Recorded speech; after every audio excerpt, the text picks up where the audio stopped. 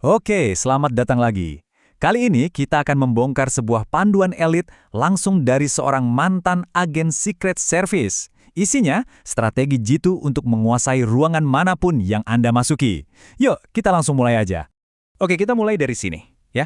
Sebuah kutipan yang jujur aja agak provokatif. Ini mungkin kebalikan dari semua nasihat yang pernah Anda dengar soal jadilah diri sendiri, tapi percayalah, ini adalah ide utama yang akan kita bedah habis hari ini.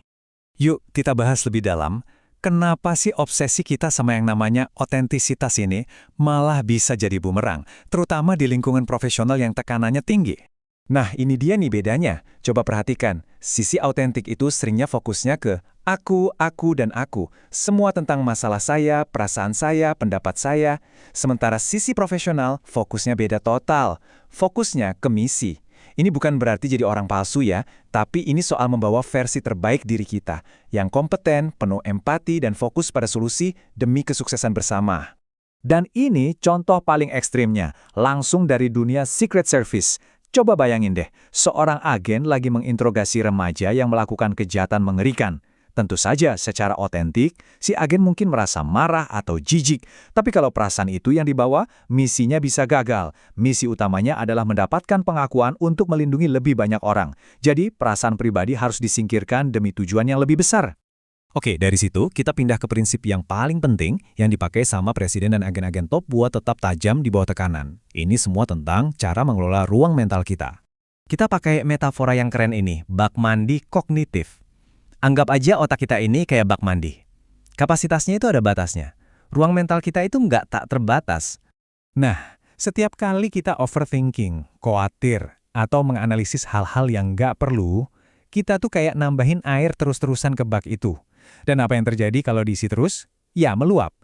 Inilah yang disebut beban kognitif berlebih, yang bikin kita jadi nggak efisien, ceroboh, dan stres berat.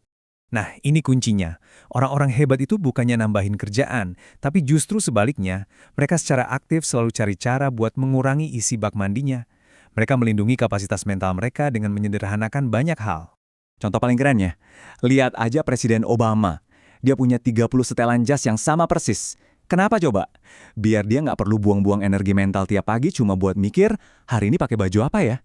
Keputusan kecil itu dihilangkan, supaya ruang di otaknya bisa dipakai untuk keputusan yang jauh lebih besar dan penting. Jadi, dengan menjaga bak mandi kognitif kita tetap bersih dan nggak meluap, kita jadi punya ruang mental ekstra yang sangat berharga. Nah, kapasitas inilah yang jadi fondasi untuk membangun kepercayaan diri yang sesungguhnya, yang nggak gampang goyah. Orang yang benar-benar percaya diri itu nggak banyak omong soal pedenya mereka, tapi kelihatan dari tindakannya. Ada 3 pilar utama. Mereka berani mengambil keputusan, mereka sangat selektif dalam memilih orang-orang di sekitar mereka, dan yang paling penting, mereka nggak takut salah. Angka ini benar-benar bikin kaget loh. Presiden Obama mengambil salah satu keputusan terbesar dalam sejarah modern, penggerebekan Osama bin Laden dengan tingkat kepastian cuma 51%. Bukan 100%, bahkan bukan 80%. Cuma sedikit di atas lempar koin. Ini nunjukin kebenaran yang penting banget. Percaya diri itu bukan berarti punya semua jawaban. Sama sekali bukan. Tapi, percaya sama kemampuan diri sendiri untuk ambil keputusan terbaik saat ini, dengan informasi yang ada, lalu terus maju.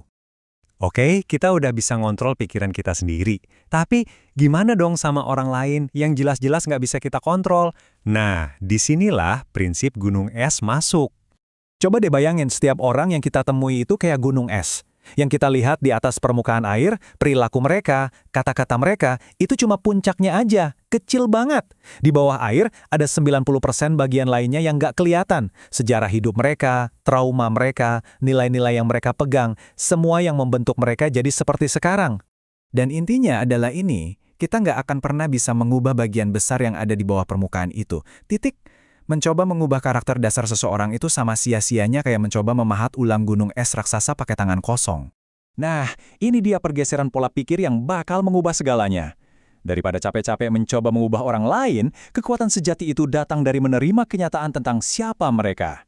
Begitu kita bisa menerima, barulah kita bisa beradaptasi dan membuat keputusan yang cerdas untuk diri kita sendiri. Baik, kita sudah belajar buat nerima orang lain apa adanya. Sekarang, ayo kita fokus ke satu-satunya hal yang 100% bisa kita kendalikan, cara kita menampilkan diri. Ini semua tentang komunikasi, gimana caranya supaya orang bukan cuma mendengar, tapi benar-benar menyimak. Ini dia nih, taktik-taktik yang bisa langsung kalian coba. Bicara dengan nada suara yang lebih rendah dan dalam. Ambil jeda, jangan terburu-buru. Tunjukkan tangan Anda saat bicara. Ini sinyal nonverbal yang membangun kepercayaan. Dan yang terpenting, bicara langsung ke intinya. Pakai lebih sedikit kata untuk dampak yang lebih besar. Ingat, bagaimana Anda menyampaikan sesuatu seringkali jauh lebih penting daripada apa yang Anda sampaikan. Dan ini bukan sekedar opini ya, ada penelitiannya. Orang yang ngomongnya ringkas dan to the point itu dipersepsikan sebagai orang yang lebih kompeten, lebih percaya diri, dan lebih bisa dipercaya. Kalau kita ngomong bertele-tele, itu justru bisa merusak kredibilitas kita. Jadi, saya mau tinggalkan kalian dengan satu pertanyaan ini.